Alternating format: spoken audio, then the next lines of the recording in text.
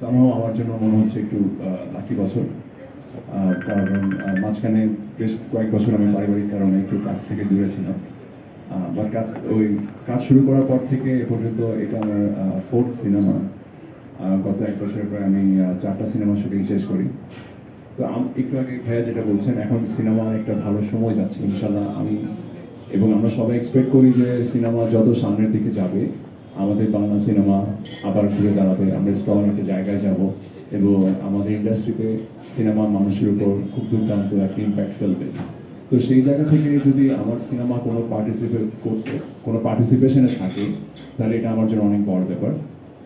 প্রত্যেকটা অ্যাক্টরের স্বপ্ন থাকে যে সে তার অ্যাক্টিংয়ের মাধ্যমে দর্শক মহলে সাধারণ জনগণের মাঝে তার একটা জায়গা করে নেবে, এবং তো সেই কাজটুকু করার জন্য সিনেমা একটা অনেক বড় মাধ্যম। সো আমি চাইবো যে আমার যে একটা ইচ্ছা বা আমার যে একটা আকাঙ্ক্ষা যে মানুষও সিনেমার মাধ্যমে আমাকে চিনুক বা আমার সিনেমাগুলো মানুষের মধ্যে একটা ইম্প্যাক্ট তৈরি করুক, তো সেই প্রচেষ্টার মধ্যেও আমি আছি। এবং সংবাদ সেই প্রচেষ্টায় আমাকে আরও জোরদার একটা সাপোর্ট দিবে বলে আমি বিশ্বাস করি। খুবই দুর্দান্ত একটা গল্প আমাদের সোহেল আহমদ ভাইয়ার।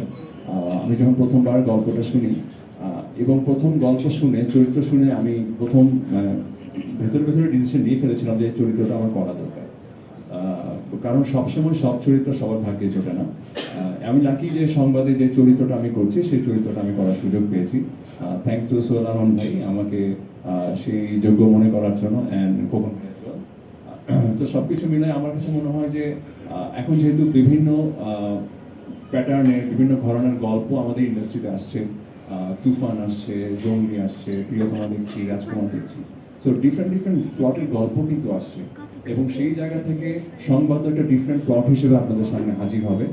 এবং আমি বিশ্বাস করি অন্যান্য সিনেমার মতো সংবাদ আমাদের এই চলচ্চিত্রটি আপনাদের মধ্যে একটা খুবই ভালো লাগার এবং খুবই দুর্দান্ত একটা ইম্প্যাক্ট ফেলতে পারবে।